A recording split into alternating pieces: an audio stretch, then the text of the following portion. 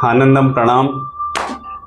पतंजलि योग सूत्र के अगला 13वां साधन पाद का जो सूत्र हमें बताता है, ये पिछला 12वां सूत्र का थोड़ा एक्सटेंडेड वर्जन है, थोड़ा उसको ज्यादा विस्तार में बताया गया है।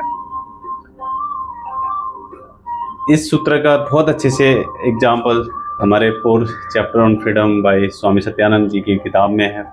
बहुत बेहतरीन उदाहरण है, बहुत अच्छे से पढ़ सकते हैं आप इसको। पहले सूत्र के बात करते हैं। सती मूले तद्दीपाको, सती मूले तद्दीपाको जात्यायु भोगा, जाति आयु भोगा। अब सती मूले क्या है? मतलब जो जड़ है, जो जहर है, जहाँ पे गंदगी है, पूरा विद्या है कि जो माँ जननी है, क्लेश दुखों का जड़ विद्यमान रहने पर वो वहाँ पे रहेंगे तो उसका तादिपाको, उसका फल हमें मिलेगा ही मिलेगा। वृक्ष है तो फल आएगा ही आएगा। तादिपाको जाति, जाति मतलब जन्म मेरा किस योनि में होगा। जैसे मेरे सती मूल्य जो अविद्या की जो पंचक्लेश की जड़ है, तादिपाको जैसे पकेंगे तो उसका फल जब मुझे तादिपाको जाति, मुझे कौन सा मिलेगा? पशु, पंछी, मनुष्य, देव, गंधर्व, ब्रह्मलोक कहाँ मिलेगा?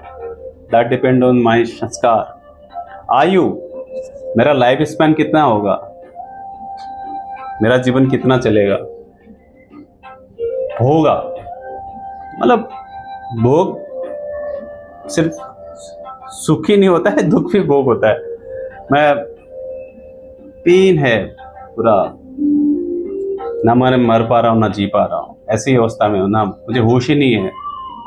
मैंने कुछ ऐसे लोगों को देखा है बस अपने समय के अंतिम समय पे उनको कुछ होश नहीं है।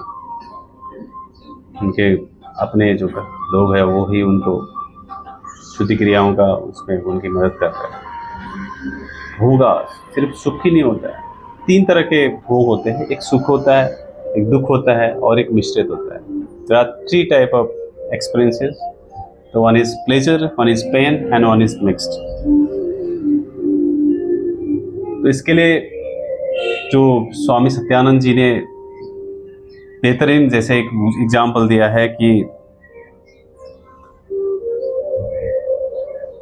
विपाक मतलब कर्म का जो फल मिलना अनिवार्य ही है। जो पेड़ है वो हमारा जीवन है, जो क्लेश है, दुख है, वो पे हमारी जड़ें है। हमारा जीवन है, उसकी जड़ें है वो दुख, वो क्लेश। जब तक वो क्लेश जड़ें खत्म नहीं होगी, पेड़ को जला नहीं दिया जाएगा, जड़ों को सुखा नहीं दिया जाएगा, बीज को भुना नहीं दिया जाएगा, तब तक वो अपना वृक्ष बनते रहेगा, फलाते रहेंगे। चाहे अभी मिले, चाहे कुछ बाद में मिले या कुछ बाद में मिले।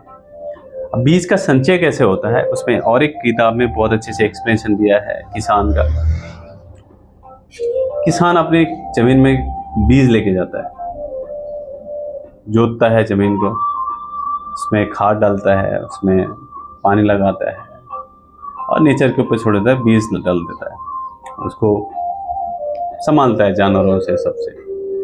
और कुछ समय के बाद वो बीज अंकुरित होते हैं, फिर बड़े होते हैं और 3 महीना 6 महीना डिपेंड ऑन दियर लाइफ में फल काटता है, फसलें काटता है, स्टोर करता है। पहले बीज, फिर उसके बाद फल, फिर वो बीज को सब खाता नहीं है, कुछ स्टोर करके रखता है ताकि अगले सीजन में उसका बीजारोपण किया जाए। तो यही हमारा कर्म होते हैं। हमारे जो सती मूले तद्दीपाको, जो अविद्या के जितने भी जो जड़ है, वो जो पंचक्लेश है, सती पाको मतलब हम फल हमें मिलेगा, कहाँ पे मिलेगा कुछ बोल नहीं सकते, किस श्रेणी में मिलेगा कुछ बोल नहीं सकते, कितनी ऊर्जा तय करेगी, हमें छोटा होगा या बड़ा होगा हमारा जीवन कह नहीं सकते। तो ये जो सुखद दुखद सब का जब तक आपने इस बीज का जलान दोहन नहीं कर दिया तब तक ये हमें फल देते रहेगा। हम बात कर रहे हैं अभी, हमारा मेन चैप्टर है क्लेशों पे, मिजरी, दुखों पे, उन पंचक्लेशों पे, जो उनका जड़ है उस पे, उससे बाहर कैसे आना है, उस ध्यान पे, उस ज्ञान पे, उस कर्म पे, उस भक्ति पे, डिवोशन पे, सरेंडर पे, क्रिया योग पे।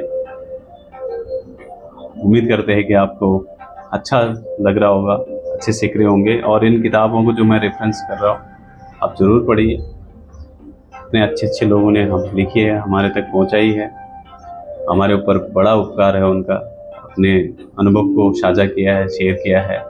We are really grateful for them, this kind of human beings, teachers, kindness person live in the society, and we are thankful to them. Thank you so much for watching this video, and please share and subscribe, help us to grow, help yourself learn, and help others to learn as well. Thank you so much. We'll catch you on next sutra, 14th sutra, Anandam Pranam.